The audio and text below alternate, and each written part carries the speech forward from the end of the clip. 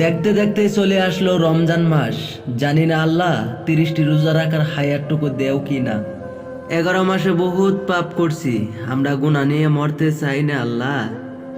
এমনিতে আমরা বহুত গুনাহ করছি, ওই গুনাহ মাফ করছো কি না জানি না।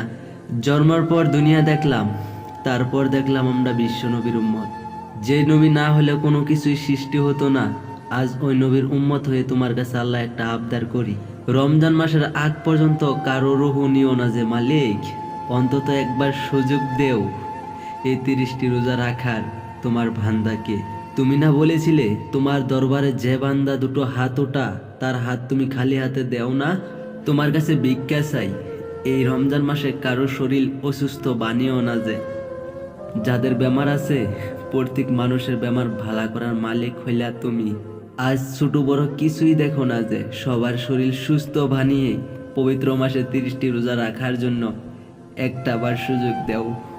হাই এভরিওয়ান, আশা করি সবাই এই পবিত্র মাসের 30টি রোজা রাখবো। সবাই ভালো থাকো, সুস্থ থাকো। ধন্যবাদ।